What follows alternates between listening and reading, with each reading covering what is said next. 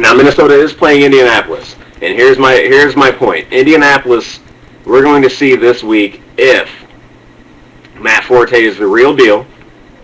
This one game we will be able to see, this Minnesota versus Indy, we will be able to see, one, if Chicago running back Matt Forte is the real deal, all right, and two, if the Indy defense is reverting back to the Indy defense from a couple years ago. Remember when they couldn't stop anybody on the ground? I know, it's painful to remember, especially for you, Elwood, but I remember. I totally remember. So I think Adrian Peterson has a big day against Indianapolis. They couldn't stop Matt Forte. Wait until you see what Adrian Peterson will do. Hey, Matt Forte went for what? 130 yards? 130 yards. So this is how we'll know. If Adrian Peterson comes in and goes for over 200 yards on the ground, does it sound crazy? No, it's Adrian Peterson. If he comes in and goes for over 200 yards on the ground against Indy, then we know that Indy's rush D probably is just kind of weak this year, that they need to fix some things and get their rush D a little bit better. All right? And we know that Matt Forte is a good running back, but let's not make too big of a deal out of it because the Indy rush D is all. Remember, it was like the worst in the league a couple of years ago. And if they've reverted back to that, then Matt Forte may kind of be overblown after week one. But we'll see what happens. If Adrian Peterson completely shreds the Indianapolis defense, then we know Forte probably isn't as good as we all think he is. But if Adrian Peterson comes in and cracks 100 yards just barely, a little over 100 yards, and we know Forte's the real deal, and the Indy defense is solid. All right, you got, sometimes a really, really good runner just runs, and there's nothing you can do. Elwood says he had to drink to forget this. Sorry, buddy. I know. It was tough. It was tough for all of us. But I do like Adrian Peterson as the number one running back this week against Indianapolis.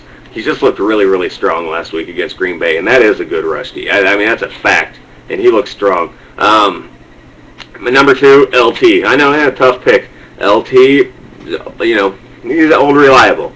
He's on the road at Denver. Even though I kind of like Denver to win this game, I know it sounds crazy. San Diego may start the season 0-2. I kind of like Denver to win this game.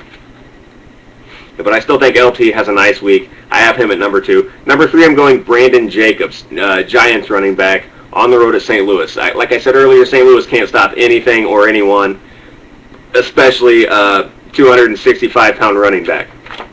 So, I like Brandon Jacobs at St. Louis.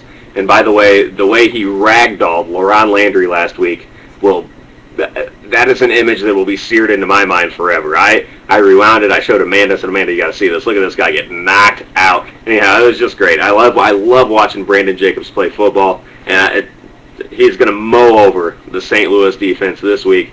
Guarantee it. Unless he goes down, you always have that risk with Brandon Jacobs, but I guess you have that risk with everyone. Number 4, Green Bay running back Ryan Grant. Even if he gets 15 carries, he's on the road at Detroit. He's going to go for over 100 yards and probably score against Detroit. He's going to have a nice week. Even if he doesn't get 20 carries, which he probably won't, he's still trying to nurse that sore hamstring back. And I don't know if you guys have ever pulled a hammy. I have, because I'm like an Uber athlete. It hurts, and it's hard to come back from. It's hard to keep playing. I pulled a hammy right in the middle of basketball season before, and it was tough. It was really, really tough to get in there and be any kind of effective, and it lingered for a long time. You know what I mean? It hung around. It was hard to get rid of. So, keep an eye on that, but assuming Ryan Grant starts and plays, which he should, he'll have a nice day against Detroit. And number 5, fast Willie Parker at Cleveland. What a huge week Willie Parker had last week. Another thing that I was right about, because I said, actually, it wasn't, I had to point this out. I know we don't really have time for this kind of banter, but it wasn't in the Gus Macro. It was literally in the middle of basketball season, where I was playing like 2 or 3 times a week, so it became kind of tough to get in there because I had a pulled hammy. Like I said, Uber athlete. I still toughed it out, and I think I averaged double digits anyway over that span. I'm just throwing that out there. Fast Willie Parker at Cleveland. Willie Parker had an amazing game last week, and I mean, I'm not gonna say I predicted it or saw it coming, but I did tell everyone that Rashard Mendenhall wasn't going to cut into Fast Willie Parker's goal line carries or touches because he fumbles the ball.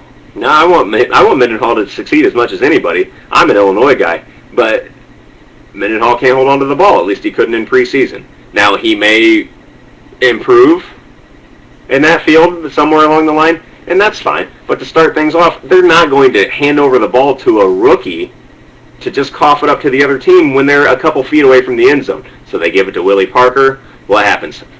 3 touchdowns, Willie Parker. And I don't think he's slowing down this week against Cleveland. Expect him to have another big week. Surfer Girl, I know you like hearing that. Wide receivers, number 1, Plaxico Burress. Plaxico Burress. What an amazing game he had. How did he catch 9 balls for 150 million yards? This week he's at St. Louis. Washington actually has a respectable defense. St. Louis does not whatsoever. And they're on the turf.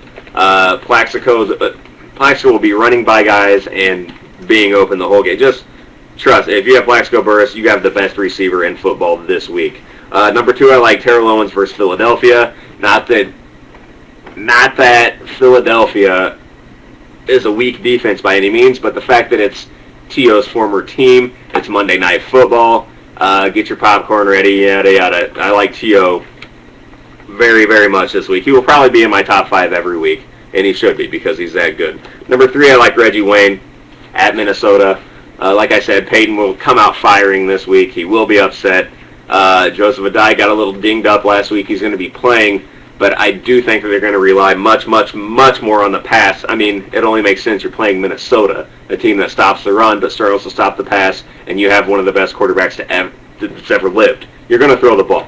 So Peyton Manning, big game. Reggie Wayne will be the recipient of most of those balls. And look out for Marvin Harrison, too. He caught a lot of balls last week. He dropped a couple, but caught a lot. But Reggie Wayne was the one that got into the end zone, and I expect him to do so again. Number 4, I like Greg Jennings at Detroit. Jennings caught a lot of balls. He seemed to be the go-to guy for Aaron Rodgers. And against Detroit, I'm almost certain he's getting into the end zone once, maybe twice. And number 5, I like Santonio Holmes, Steelers receiver, Santonio Holmes at Cleveland. I don't think he scored last week, but Hines Ward scored 2 touchdowns. To me, it makes me think that Santonio Holmes is due. Okay, all right, it's his turn. That's what I think. One of those Steelers receivers is going to have a nice game, possibly both of them. But I really like Santonio Holmes this week as a surefire bet to go ahead and get in the end zone. Tight ends, number 1, Antonio Gates. He's returned to number 1 forward for me. I know he's a little dinged up, but he scored last week. He had a lot of catches, a lot of yards, touchdown. Okay, good enough for me. I'm sold. You don't have to convince me Antonio Gates is the best tight end in the game. And if he can perform like he's able to perform, then he's number 1 in my book against Denver, especially against Denver when they'll have their really good cornerbacks matched up against the wide receivers of San Diego. That means I'm kind of down on Vincent Jackson. I'm kind of down on Chris Chambers. But that leaves it wide open for Antonio Gates in the middle. So big game for Antonio Gates again. He's Antonio Gates. Do I need to tell you about Antonio Gates? You should know. Number 2, Tony Gonzalez, Kansas City Chiefs tight end versus Oakland.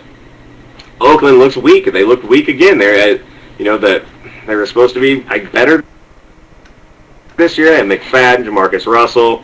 Things are turning around. We have our young core in place. We're moving forward. We have a better season. Yeah, they didn't look very good. I like Kansas City to beat Oakland, and I like Gonzalez to catch passes from Damon Heward.